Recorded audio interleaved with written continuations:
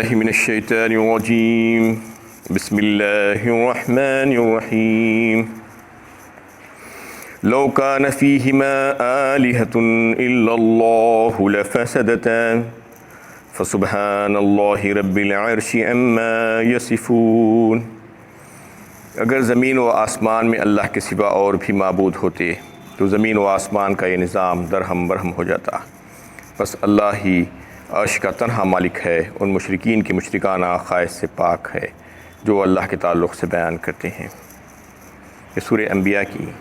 22ویں آیت ہے۔ اس میں اللہ تعالیٰ فرما رہے ہیں کہ جو مشرکین کا یہ عقیدہ ہے کہ کائنات میں اللہ کے سوا بھی اور بھی دوسرے خدا ہیں جو کارساز ہیں، جو اپنے اپنے کام میں لگے ہوئے ہیں، تو اللہ تعالیٰ اس کا رد فرماتے ہیں اور کہہ رہے ہیں کہ اگر ایسا ہوتا بالفرض محال، اگر جیسا وہ کہہ رہے ہیں کہ ایک خدا کے علاوہ دوسرے خدا بھی، دوسری ہستی بھی ہوتی، تو پھر تصرف کرنے والی ہستیاں دو ہو جاتی، ایک نہیں رہتی۔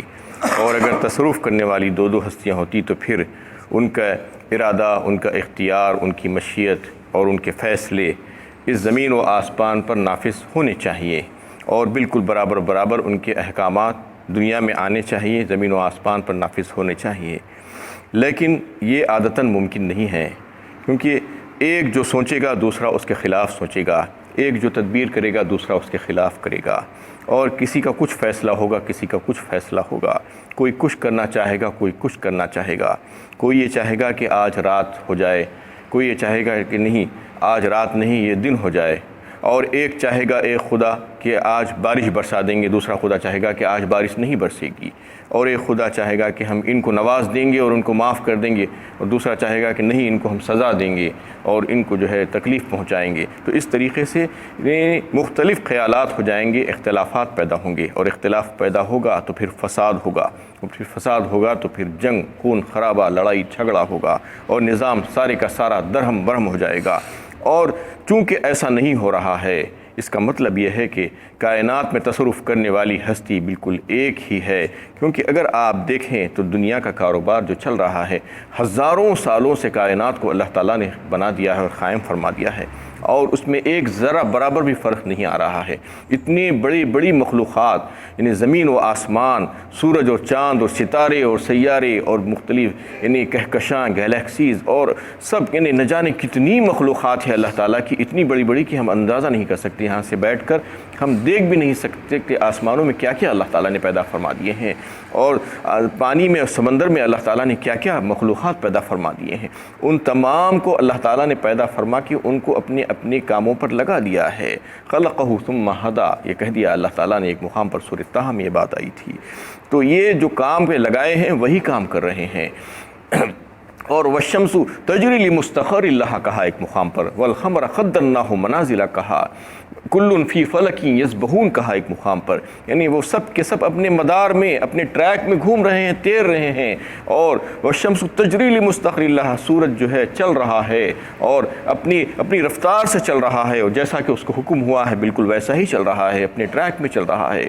چاند کے لیے بھی اللہ تعالیٰ نے منزلیں مقرر فرما دی ہے کہ 28 منزلیں وہ طے کرتا ہے ایک مہینے میں، اور پھر وہ اس کی منزلیں مکمل ہوتی ہیں، پھر سے نئی منزل شروع ہوتی ہے۔ ویسا ہی سورج کے لیے اللہ تعالیٰ نے ایک سال میں جو ہے اس کی 365 منزلیں مقرر فرمائی ہے۔ 365 دن چل کر وہ اپنی ایک روٹیشن، ایک ریولیوشن کو جو ہے کمپلیٹ کرتا ہے زمین کے اطراف۔ تو جیسا حکم دیا گیا ہے اور جتنی رفتار سے چلنے کا ہے بالکل اتنی ہی رفتار سے چل رہا ہے۔ آپ دیکھ سکتے ہیں کہ ایسٹرولوجی میں جو کیلکولیشنز ہوتے ہیں اس میں بتایا جاتا ہے کہ فلاں دن فلاں وقت پر چاند گہن ہوگا، سورج گہن ہوگا۔ یہ اس میں ذرا برابر بھی فرق نہیں آتا، سیکنڈوں کا فرق بھی نہیں آتا، اور یہ بتا دیا جاتا ہے پہلے سے کیلکولیشن کی بنا پر کہ اس مقام پر اس ملک میں دیکھا جائے گا، اس ملک میں دیکھا نہیں جائے گا، فلاں ملک میں دیکھا نہیں جائے گا۔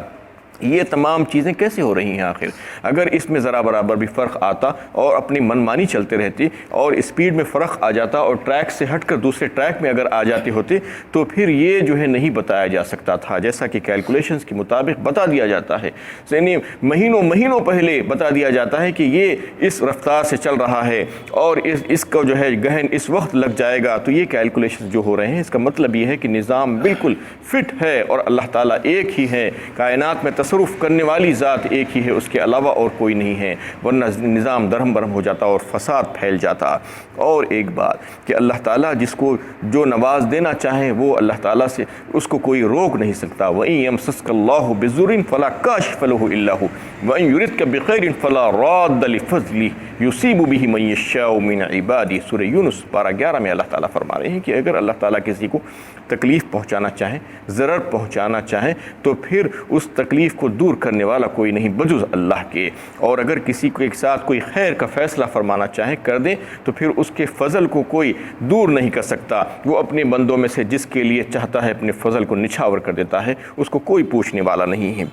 یہی بات آگے آ رہی ہے، لا یسألوا عما یفعلوا وهم یسألون۔ اللہ تعالیٰ ایسے بااختیار ہیں کہ وہ جو کچھ کریں کوئی باز پرس کرنے والا نہیں، اور سب سے باز پرس کی جائے گی جنہیں تم با اختیار سمجھتے ہو۔ بھلا وہ کیسے حاجت روا ہو سکتے ہیں جن کی ہر فعل کا جواب لیا جائے گا۔ اللہ تعالیٰ تو ایسے ہیں، ایسی قدرت والے ہیں، ایسی قدرت کاملہ ان کے پاس ہیں، اور اتنے سارے اختیارات ان کے پاس ہیں کہ ان کو کوئی پوچھنے والا نہیں، وہ جو چاہیں کرے، ان سے کوئی سوال نہیں کر سکتا۔ یعنی ان کی قدرت اور مشیت کے بارے میں ان کو کوئی روکنا تو درکنار، ان سے کوئی سوال کرنے کی بھی جرت نہیں کر سکتا کہ آپ نے فلاں یہ کام کیوں کیا اور فلاں کام کیوں نہیں کیا۔ یہ اختیارات اللہ تعالیٰ نے کسی کو بھی نہیں دیے ہیں۔ اللہ تعالیٰ تمام نقوص سے پاک ہیں، عیوب سے پاک ہیں، تمام صفات سے متصف ہیں، اور اللہ تعالیٰ کے لیے ہی تمام خوبیاں ہیں۔ اور اگر کوئی دوسرا بھی خدا ہوتا تو وہ اگر ایک دوسرے سے مشورہ کر لیتے ہوتے اور مشورہ کر کے اگر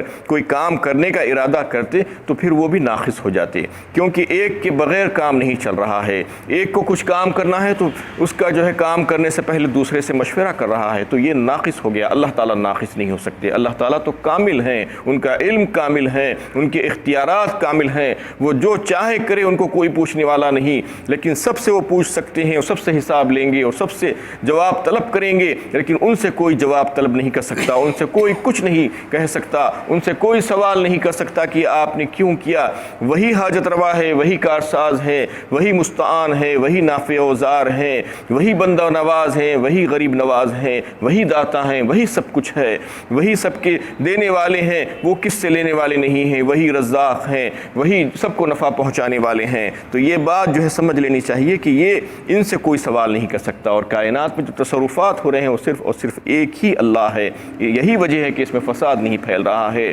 جنگ نہیں ہو رہی ہے، گڑبڑ نہیں ہو رہی ہے، نظام درہم برہم نہیں ہو رہا ہے۔ اور اس کے بعد فرماتے ہیں اللہ تعالیٰ کا ام اتخذوا من دونہ آلہۃ قل ہاتوا برہانکم ھذا ذکر من معی وذکر من قبلی بل اکثرهم لا یعلمون الحق فهم معرضون۔ کیا انہوں نے اللہ کے سوا اوروں کو معبود بنا رکھا ہے؟ پیغمبر صلی اللہ علیہ وسلم کہیے کہ وہ ان مشرکانہ عقائد کے جواز میں کوئی دلیل پیش کریں۔ یہ کتاب جو قرآن میرے پاس ہے، میرے ساتھ ہے، اور مجھ سے پہلے جو کتابیں توریت و انجیل وغیرہ نازل ہوئی ہیں، کیا ان میں تمہارے عقیدے کے مطابق کوئی بات کہی گئی ہے؟ بلکہ ان میں سے اکثر حق بات کیا ہے جانتے ہی نہیں، اس لیے وہ روگرداں ہیں۔ اس میں اللہ تعالیٰ فرما رہے ہیں کہ اچھا، اگر انہوں نے یہ سمجھ رکھا ہے کہ اللہ کے سوا بھی کائنات میں دوسرے بھی اور معبود ہیں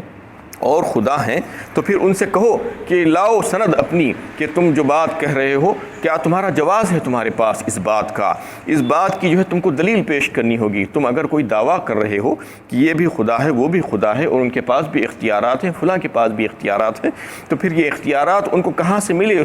اس کا دعویٰ تم پیش کرو، جبکہ ہم نے عقلی دلیل تمہارے سامنے پیش کر دی، اس سے پہلے ساری باتیں بتا دی کہ اگر ایک کے سوا دوسرا خدا ہوتا تو پھر نظام درہم برہم ہو جاتا۔ یہی ایک ہے جو سارے تصرفات کر رہا ہے، اور یہی ہے جو خالق اور مالک ہے، اور اس کی ہم نے عقلی دلیل پیش کی جو عقل میں سمجھ میں آنے والی بات تھی، اور اب ہم نقلی دلیل پیش کرنے جا رہے ہیں۔ تمہارے پاس اگر کوئی دلیل ہے تو تم پیش کرو، ورنہ ہم اپنی نقلی دلیل بھی تمہارے سامنے پیش کرتے ہیں، وہ یہ کہ یہ ذکر ہے میرا، میرے پاس ہے، میرے ساتھ ہے۔ اس کا مطلب القرآن، قرآن اللہ تعالیٰ نے مجھ کو دے کر جو بھیجا ہے اس میں یہی بات تو ہے، اللہ تعالیٰ کی توحید کا اس بات اور شرک کی نفی۔ یعنی اکثر مقامات پر اگر آپ دیکھیں تو قرآن بھرا پڑا ہے ان تمام چیزوں سے، کہ اللہ تعالیٰ کی توحید کو اللہ تعالیٰ سمجھا رہے ہیں اور شرک کی نفی فرما رہے ہیں۔ الہکم الہ واحد لا الہ الا ہو، اور رحمان الرحیم کا سورہ بقرہ پارہ 2 میں اللہ تعالیٰ وہی الہ ہے، وہی معبود ہے، تنہا حاجت روا اور مشکل کشا تمہارا،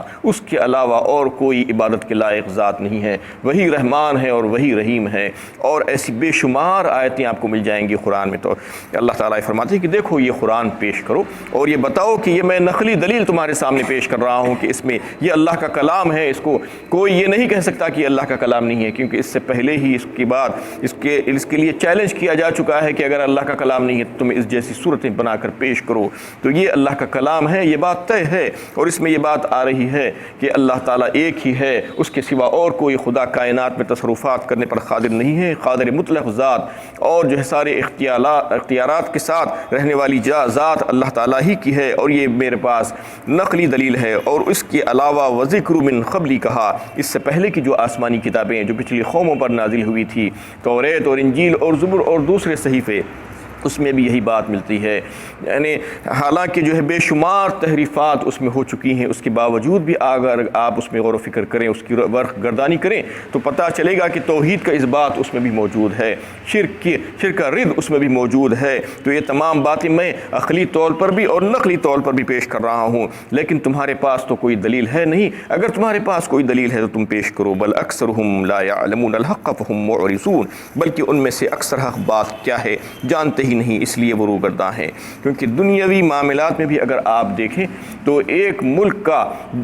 کے 2 سربراہ نہیں ہو سکتے، ایک ملک کے 2 وزیر اعظم نہیں ہو سکتے، ایک ملک کے 2 بادشاہ نہیں ہو سکتے، ایک نیام میں 2 تلواریں نہیں رہ سکتی، اور ایک بیوی کے 2 شوہر نہیں ہو سکتے۔ تو پھر ایک پوری کائنات کے 2 مالک، 2 خالق کیسے ہو سکتے ہیں؟ 2 حاجت روا کیسے ہو سکتے ہیں؟ 2 تصرفات کرنے والے 2 خدا کیسے ہو سکتے ہیں؟ یہ بات عقل میں بھی نہیں آ سکتی۔ عقل سے اگر سوچیں تو یہ بات سمجھ میں آ سکتی ہے کہ دنیا میں بھی تو ایسا ہی ہوتا ہے، ایک ملک کا ایک ہی سربراہ ہوتا ہے، دوسرا سربراہ نہیں۔ اگر 2 لوگ اختیارات کے مالک ہو جائیں گے تو جھگڑا ہو جائے گا، دونوں کے فیصلے الگ الگ ہوں گے، دونوں اپنے اپنے فیصلوں کو نافذ کرنے کی کوشش کریں گے، اور جب نافذ کرنے کی کوشش کریں گے تو جھگڑا ہوگا، فساد ہوگا اور خون خرابہ ہوگا۔ اور پھر یہ بات اگر ہم نہیں سمجھ رہے ہیں تو ہم کو سمجھ لینا چاہیے کہ دنیا میں جیسا ہوتا ہے ویسا ہی یہ معاملے میں بھی ہم کو جو ہے سوچنا چاہیے کہ کائنات میں بھی ایک ہی ہے تصرف کرنے والی ذات اور ہستی، لیکن اکثر لوگ اس بات کو نہیں سمجھتے۔ اور پھر مزید سمجھایا جا رہا ہے وما ارسلنا من قبلک من رسول الا نوحی الیہ انہ لا الہ الا انا فاعبدون، اور آپ سے پہلے جتنے بھی رسول بھیجے گئے ہیں انہیں یہی وحی کی گئی تھی کہ میرے سوا کوئی معبود نہیں، لہٰذا بلا شرکت غیر میری ہی عبادت کیا کریں۔ یعنی آپ صلی اللہ علیہ وسلم کو کے اوپر جو وحی کی گئی ہے، اور آپ سے پہلے جتنے بھی رسول بھیجے گئے ہیں ان کے پاس بھی یہی وحی کی گئی تھی میرے رب کے سوا، کہ اس کے سوا کوئی معبود نہیں، اور بلا شرکت غیر اللہ تعالیٰ فرماتے ہیں کہ میری ہی عبادت کیا کریں اور کسی اور کی عبادت نہ کریں۔ یہ سارے نبیوں کا فرض منصبی تھا۔ سب سے پہلا فرض منصبی نبیوں کا جو تھا وہ یہی تھا کہ ایک اللہ کی عبادت تمام مخلوقات کی بندگی سے کاٹ کر خالق اور مالک کی بندگی سے جوڑ دیا جائے اور ان کے ساتھ ان کا رشتہ مضبوط کر دیا جائے۔ یہی کام کیا کرتے تھے سارے پیغمبر اور نبی آ کر۔ ان کا کام جو تھا وہ اللہ تعالیٰ بتا رہے ہیں کہ ایک اللہ کی عبادت کے لیے وہ لوگوں کے سامنے یہ بات پیش کرتے تھے۔ وَقَالُوا اتَّخَذَ الرَّحْمَنُ وَلَدًا سُبْحَانَهُ بَلْ عِبَادٌ مُكْرَمُونَ، تو مشرکین کہتے ہیں کہ اللہ رحمان نے اولاد بنا رکھا ہے، اللہ ان کے مشرکانہ خواہش سے پاک اور مستغنی ہے، بلکہ وہ سب اللہ کے مکرم بندے ہیں۔ اللہ تعالیٰ کے لیے مشرکین کے جو عقائد ہیں اس کا تذکرہ اللہ تعالیٰ فرما رہے ہیں کہ وہ تو یہ کہتے ہیں کہ اللہ رحمان نے اپنے لیے اولاد کو بنا لیا ہے، اور یہ کہتے ہیں کہ عیسیٰ علیہ السلام وقالت الیہود عزیر ابن اللہ وقالت النصارى المسیح ابن اللہ، عیسیٰ علیہ السلام کے لیے کہتے ہیں کہ یہ اللہ کے بیٹے ہیں، یہ عیسائی اور یہودی کہتے ہیں کہ عزیر اللہ کے بیٹے ہیں، اور مکے کے مشرکین کہتے ہیں فرشتے اللہ کی بیٹیاں ہیں۔ یہ سب کے سب بیکار اور لہو بے بنیاد باتیں ہیں۔ اللہ تعالیٰ ان تمام مشرکانہ عقائد سے پاک ہے، اللہ تعالیٰ کو ان تمام چیزوں کی حاجت نہیں ہے، وہ تو جو ہے مستغنی ہے ان تمام باتوں سے، اور جن کے بارے میں یہ کہا جا رہا ہے وہ تو اللہ تعالیٰ کے جو ہے برگزیدہ بندے ہیں اور جو ہے بڑے مکرم بندے ہیں، اور اللہ تعالیٰ نے ان کو پسند فرمایا ہے، اور ان کو پسند فرما کر ان کو جو ہے انہیں کسی کو نبی بنایا ہے اور کسی کو فرشتہ بنایا ہے، اس طریقے سے جو ہے وہ اللہ کے بندے ہیں۔ لا یسبقونہ بالقول وہم بامرہ یعملون، فرشتے اللہ کے آگے بڑھ کر کوئی بات بول نہیں سکتے اور اللہ کے حکم کی پوری تعمیل کرتے ہیں۔ یعلم ما بین ایدیہم وما خلفہم ولا یشفعون الا من ارتضی وہم من خشیتہ مشفقون، یہ حقیقت ان فرشتوں پر منکشف ہی ہے کہ جو کچھ ان کے آگے اور پیچھے ہے اللہ اس سے واقف ہیں، اور وہ فرشتے کسی کی سفارش کرنے کے مجاز نہیں ہیں سوائے اس کے جن سے اللہ راضی ہو،